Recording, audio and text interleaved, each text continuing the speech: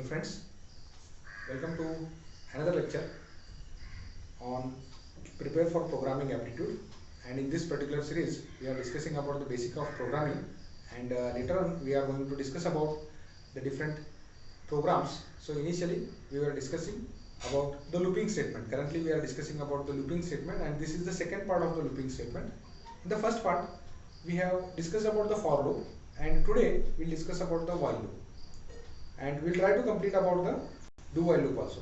In today's lecture we will have some programming implementation also on online GDB.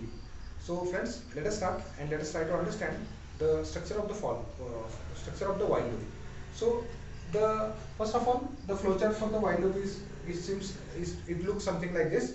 So we start, and initially, so in for loop you have seen that in for loop what do we do is for initialize, condition and increment. So what we are doing is all these things we are doing in the same format. So this is the format of the for loop, whereas for the while loop we can only test it once. We can, in a while loop we can test the condition only. So for that purpose initialization is to be done before testing the condition, and inside this block, if this test condition is true, in that case we are going to execute the statements which we want to repeatedly execute, and we will execute them. Then we will increment that we are doing in the for loop over here. Now we are doing it in the inside the loop itself. So we will increment it and we will go back and we will again check the condition. If the condition is again true, it will run the loop. If the condition is again true, it will run the loop. If the condition is not true, it will come out of the loop and it will stop. So this is the format of while loop. Now how does while loop is written? As for loop is written in this way. So the format of while loop is this one: while condition. So conditional statement.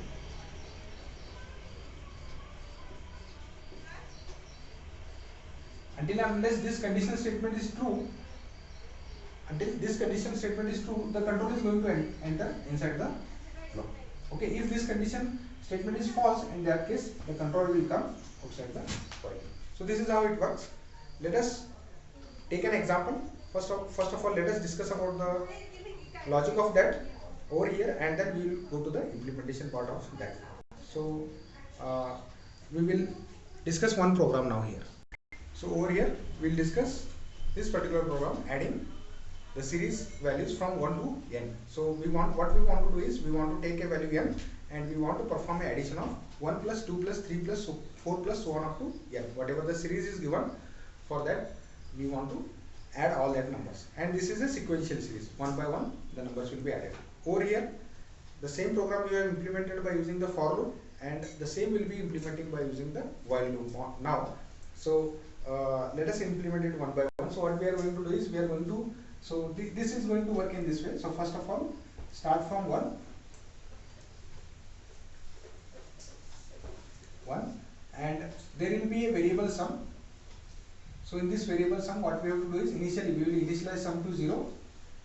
So initially we will initialize sum to 0, and then till we reach, so start from I is equal to 1, let us say, till we reach I is equal to n. I is equal to n, sum is equal to sum plus I. So it is sum. S is for sum. So I will write here sum is equal to sum plus I. So this is going to be repeated for n times. This is going to be repeated for n times. So from 1 to n times, and then finally in the fourth step we are going to print the value of sum. So this is how, this is called as the algorithm. How does it works? Similarly, we can construct the flowchart of the same. So regarding the program, what we do is we start with the main. So we have to perform the initialization. So what are all the variables that we require? We require I. So we'll write here I. We require n. That is how many numbers are to be added, n. And then we require a sum. And sum is to be initialized to 0. Sum is to be initialized to 0. Initially sum should be 0. Then we'll read the value of n from the user. So for that we'll write printf enter n. enter value of n, enter the value of n, then we'll read it. So scanf percentage d. So since it is integer, we will read it as identifier over here is percentage d. Then I is equal to 1. So initialization is done initially, as we have seen in that flowchart. So in the flowchart of while loop, we have seen that it starts with start and then initialization is done. So over here I am doing the initialization for the counter. This is the counter over here. Then while I is less than or equal to n, while I is less than or equal to n, sum is equal to sum plus I. Sum is equal to sum plus I. And in the for loop, if you remember, in the for loop we used to increment the value at the every loop. Now here in the while loop there is no facility to give the incremental statement. So that incremental statement will provide here I is equal to I plus 1. I is equal to I plus 1. And so this will be executing for n times from 1 to n, and finally we will print the value of sum. So printf, I will write it in short, pf as a printf, sum is equal to percentage d, and that is sum, that is the sum. And this parenthesis is closed here, curly bracket is closed here, and this is to be closed, and that will close over here. So this is a program. This is a program which calculate the sum of series from 1 to n. So based on your choice, it will be calculating the same. So after this, we will see the implementation part, and in implementation part, I will show you the compilation and all the other things of that one. Okay. So let us go to the implementation part. Hello friends, welcome to the implementation part of this lecture series. Over here, we are going to implement the program for adding the series. Okay, so adding the numbers from 1 to n. So over here, I have created the outline of the program over here, and let us start with the variable declaration. What are all the variables that we are going to require? Is we are going to require n. N will be the size, n will be the nth number. We will require a counter I, and then we will also require a variable sum in which we will store the actual sum, and we will initialize this sum to 0. Similarly, I also will initialize to 0, because initially so I will be a counter which will count, which will use to count from 0 to n, and sum we will be using for adding the values of I into the sum. So actual addition will happen into the sum, I will be the counter. Then the first thing that we need to do is we need to read the value of n. So for that we need to prompt the user by using the printf statement. So enter n, and I will give a backslash n so as to go to the next line, and a semicolon at the end of printf.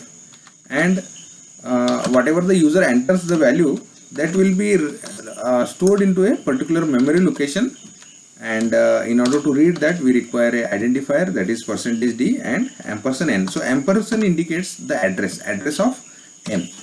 Then now we have read the value of n. Now we want to add all the values from 1 to n. Okay, so we by using the while loop. So while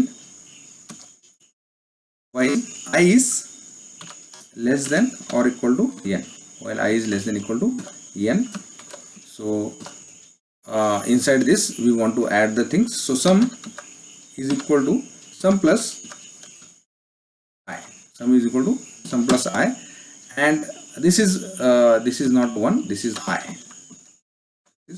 I sum is equal to sum plus I, and we have to go on incrementing the value of I, so we will use it as I is equal to I plus 1. Okay, instead of this, even if you write I plus plus, that is called as the incremental statement, that is also valid over here. So this statement will add all the, what you can say, numbers from 1 to n into the sum. So finally the result is ready inside the sum. So what we can do is we can just print the value of sum. So printf sum, printf sum is equal to percentage d. So that is again the identifier to print the integer value. So percentage d, and now here address is not to be specified, only the variable is to be specified. Always remember, in scanf you have to give the address, that is ampersand, and in printf you should not give the address. So only that variable is to be given properly. So now this is the code that we have done now, adding first n numbers, and if I run it, if there are any warnings, you should take care of their. Please see the warning at least once. So let us say I want to add the first 5 numbers. In that case, it will be sum is equal to 5. So let me check what is the issue over here. So yes, what is the mistake we have done? We are printing the value of n over here. Instead of this n, we have to print over here sum. Okay. So now let us run it. If I enter n is equal to 2, what we will get is 3. If we enter n is equal to 5, so it will be 1 plus 2 plus 3 plus 4 plus 5, and in that case it will be 15. So this is how it runs. Again, the same program we can modify to add all the even numbers. Add. So if you want to perform, let us say now for 2 plus 4 plus 6 plus so on up to n. So adding all the even numbers. So in that case, what we have to do is we have to update I with I is equal to I plus 2. We will start with I is equal to 0, and every time we will increment the value of this one by 2. And over here, if we will run this from 1 to 10, let us say, if I give n is equal to 10, so it will be 2 plus 4, 6, 6 plus 6, 12, 12 plus 8, 20 plus 10, 30. So the answer will be 30 over here. If you want to add all the odd numbers over here, so you start with I is equal to 1, and what will happen over here is, in that case 1 plus 2 is 3, 3 plus 2 is 5, so all odd numbers will be added over here. So if we will run it, and if we will give 3, so it will be 1 plus 3, and that will be 4. Okay, so the same program we have implemented for different purposes. So friends, let us move ahead and let us discuss another algorithm. So friends, after discussing the adding a series from 1 to n, let us discuss another program in which we want to add n numbers. These n numbers are different n numbers, and these n numbers are going to be the user's choice. So whatever the n numbers will be there, they will be based on the user's choice. So again, we will be reading the value of n, and we will be reading n numbers, and all that n numbers will be adding, and the result of that will be printed. So let us first try to understand the logic behind it. So the logic is, what we have to do is we have to read n, we have to read the value of n. Then what we have to do is we have to repeat the following things. So this is first step. Second step is to be repeated. In second step, what I am going to do is read current value. So current value is, if I is your counter, so read ith value. Now I varies from 1 to n, so read ith value. Then so this is 2.1, then 2.2 is added to sum. Okay, 2.3 is increment I.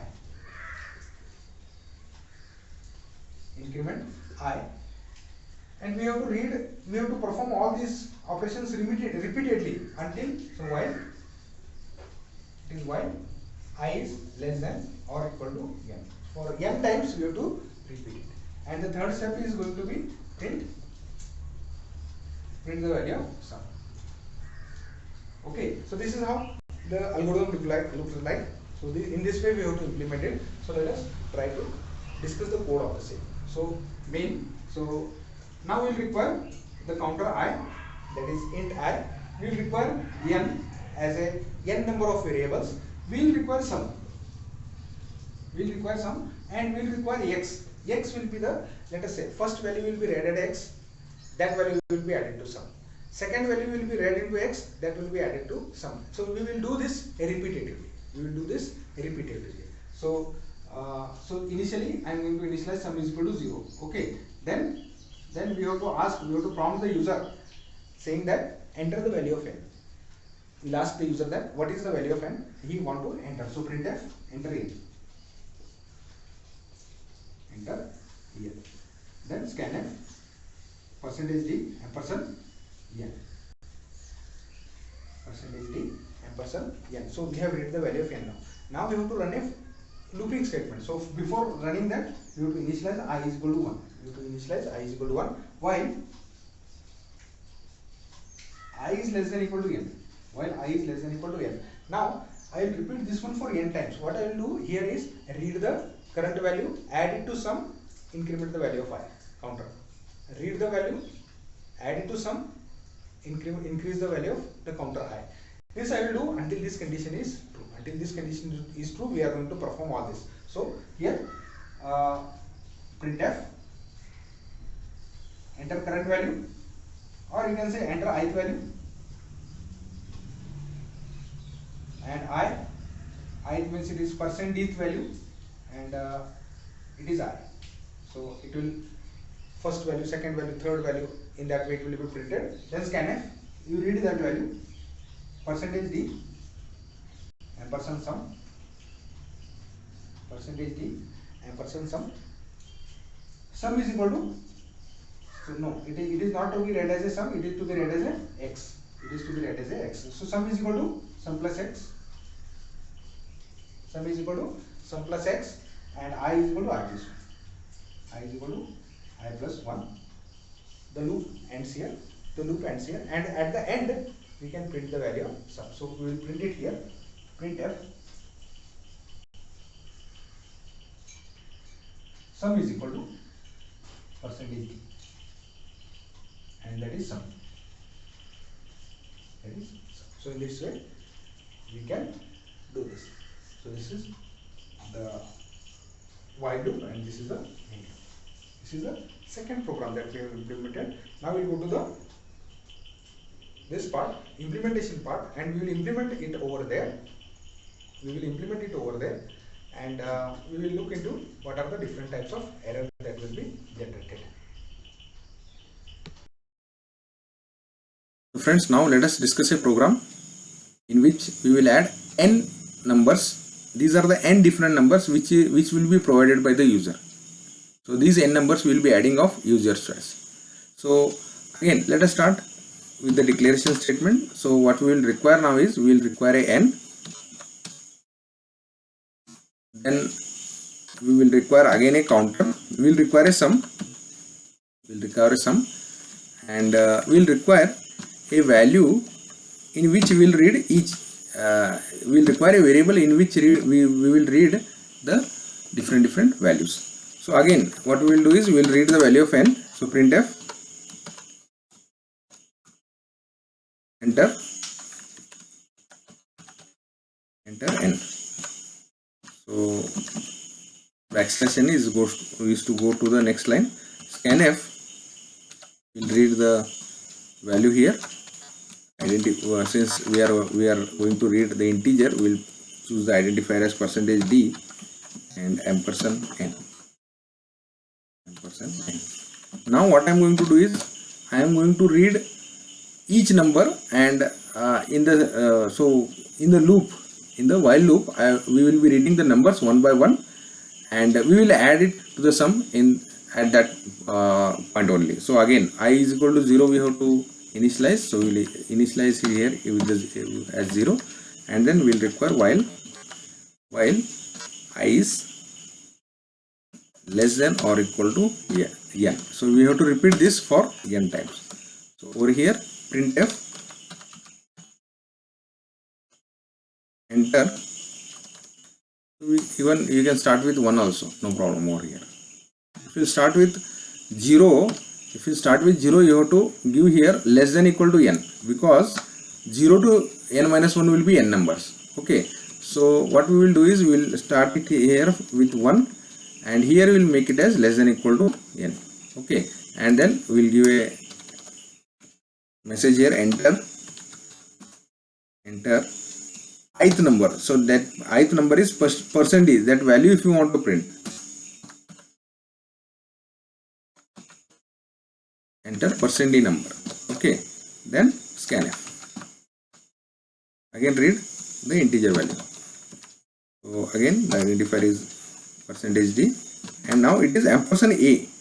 Now it is ampersand a. I am reading the value into the what you can say address a. N is different, a is different, and now what we will do is sum is equal to, I will enlarge it, sum is equal to sum plus a.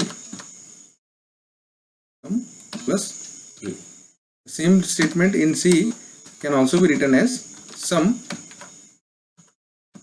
is equal to sum plus equal to I. Sum plus is equal to a. Okay, these two are same statements, so both of them will give the same value, and then we have to increment the value of I by I plus plus. Okay, and at the end we have to print the sum. So let us say printf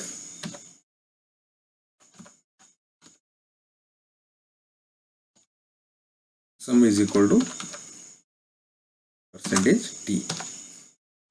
Sum is equal to %, and here we have to put the sum. In the previous program we made the mistake, we were trying to print n over here, and then now let us try to execute this. There can be some errors, there can be some warnings. So there is one warning, printf enter %d number, and the format %d. Okay, the %d, whenever you are saying that an identifier is to be printed, that which identifier you want to print, that is to be given. So I want to print the variable I here. So let us check here itself that whether there are any errors or not. So there is an error, sum undeclared. So maybe I have used the capital letter. So this sum. So here I am capital letter I am using for representing the sum. So if you have declared it with small letter, all small should be there. Okay, all cares must be taken. And again, if you will run, it will run now. And if I give number of elements is equal to 3, it will ask me for 3 numbers. So enter the first number. First number is, let us say, 3. Then enter the second number is 4, and enter the third number is 5. So adding these 3 numbers, I should get the answer is equal to 12. So sum is equal to 12. Here you can identify. If we will try to run it again, over there if I give value is equal to 5, and here if I enter 5 numbers, 5, 7, 3, 1 and 7 again, so it will be 23. So you can see here, so the numbers are 5 plus 7, 12, 12 plus 3, 15, 15 plus 1, 16, 16 plus 7, 23. So in this way, the particular program of adding n numbers can be implemented.